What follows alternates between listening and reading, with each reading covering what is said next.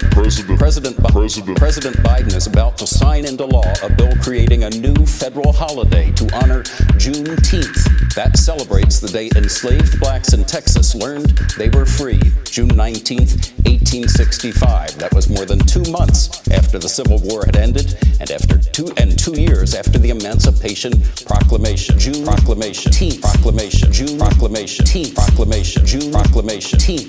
Vice President Kamala Harris is speaking now. Let's listen in. So throughout history, Juneteenth has been known by many names. Jubilee Day, Freedom Day, Liberation Day, Emancipation Day, and today, a national holiday.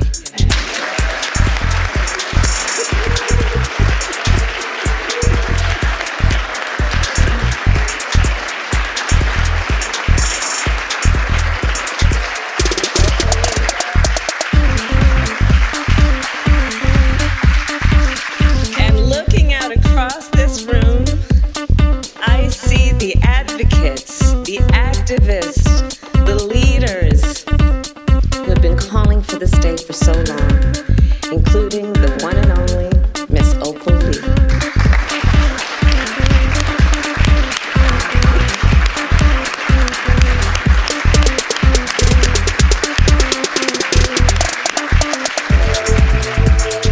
And I see members of Congress, members of the Congressional Black Caucus, members of the United States Senate who passed this bill unanimously, and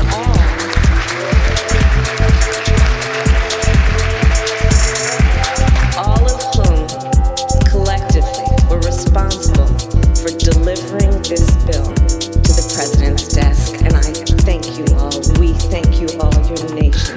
Thanks you all. And you know, when we establish a national holiday, it makes an important statement. National holidays are something important. These are days when we as a nation have decided to stop and take stock, and often to acknowledge our history. And so as we establish Juneteenth as our newest national holiday, let us be clear about what happened on June 19th, 1865, the day we call Juneteenth. Because you see, that day was not the end of slavery in America.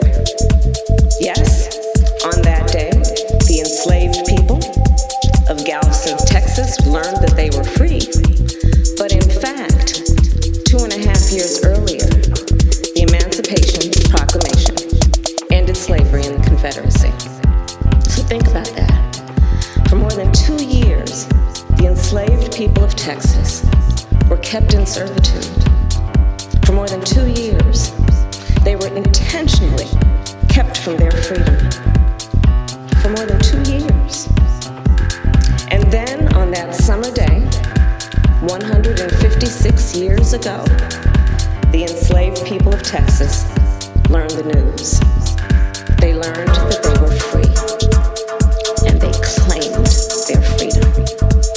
It was indeed an important day.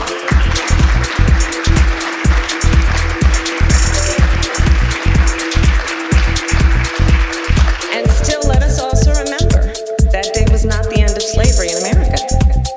The truth is, it would be 6 more months before the 13th Amendment was ratified, before enslaved people in the South and the North were free.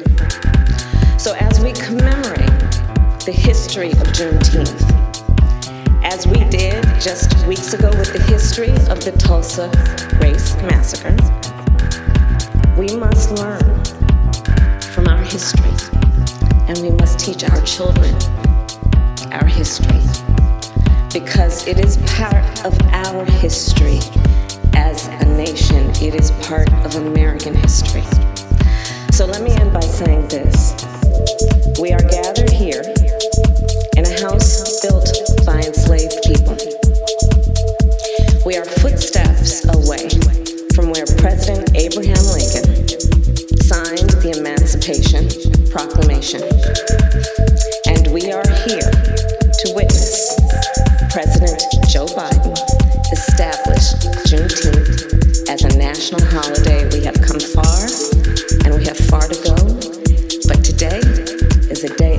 celebration.